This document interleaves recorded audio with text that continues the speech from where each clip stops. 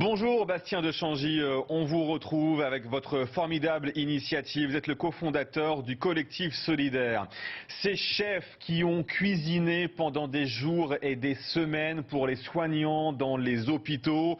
Bravo déjà pour cette belle initiative Bastien. On voulait vous avoir ce matin pour savoir où ça en était, tout ça, aujourd'hui, dimanche à 10h-5. Ça en est où?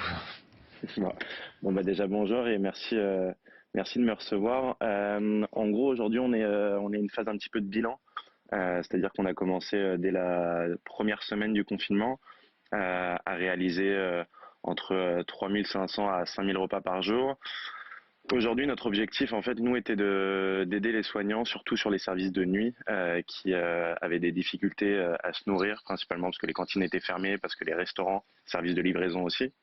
Donc tous les soirs, on a délivré des repas à toutes ces personnes qui travaillaient de nuit, qui nous faisaient une demande. On a travaillé jusqu'au dernier jour du confinement, jusqu'au vendredi dernier. Cette semaine, on a travaillé en effectif réduit, voilà, pour aider vraiment les services encore un petit peu en difficulté. Aujourd'hui, on est dans une phase de réflexion où on veut rendre prospère cette action et savoir comment la continuer auprès du personnel soignant et d'une autre population comme les personnes qui sont un petit peu oubliées, comme les caissiers, les pompiers, le service de l'ordre, etc. Bastien Changy, pour qu'on comprenne bien, l'idée est née bien sûr et elle est merveilleuse, mais comment elle s'est construite au fur et à mesure des semaines? Ça veut dire qu'il faut instaurer une logistique, il faut prendre contact avec des fournisseurs, il faut travailler avec Rungis, il faut négocier les prix. C'est ça aussi, ça a été ça votre quotidien, Bastien? Mais notre quotidien a été de monter une société en 48 heures. On s'est retrouvé, on est la moitié fait partie du monde de la restauration. Vraiment, on a les mains. Voilà, on a un fournisseur de cochons, on a quelqu'un qui monte des restaurants, on a une directrice marketing dans les restaurants, on a des gens qui travaillent sur l'anti-gaspi.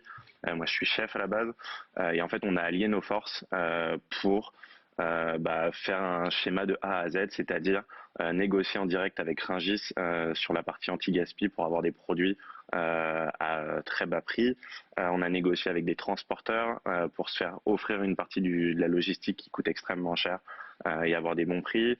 Et après, voilà, on a surtout monté une équipe au global pour pouvoir délivrer. Quand vous délivrez 5000 repas dans des hôpitaux, c'est un peu plus compliqué que ce qu'on imaginait parce que voilà, on voulait que les chefs soient confinés aussi.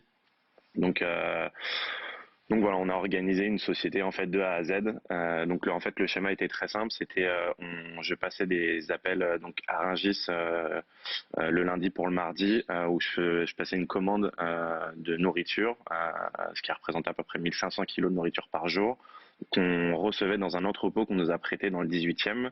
Et après, avec des camions réfrigérés, on envoyait la nourriture chez les chefs qui étaient dans leur restaurant, qui préparaient à manger. Et le soir, on récupérait avec ces camions tous les plats préparés pour les redistribuer dans les différents services de tous les hôpitaux avec qui on était en collaboration. Bastien, lorsqu'on vous écoute, on a du mal à se dire que ce collectif ne pourrait plus exister dans seulement quelques semaines et même quelques mois.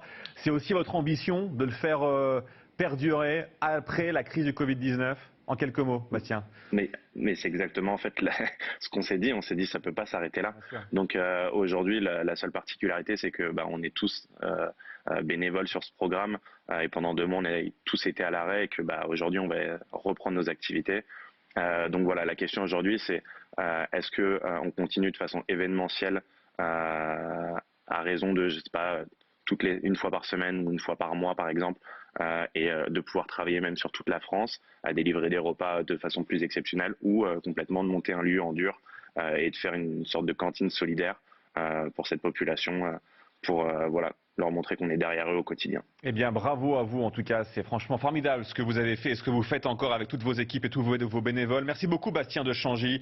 Vous êtes chef, bien sûr, on le rappelle, et cofondateur de ce collectif solidaire. On vous souhaite bien sûr bon courage pour les jours et les semaines qui arrivent. À très vite. Merci beaucoup Guillaume Bigot.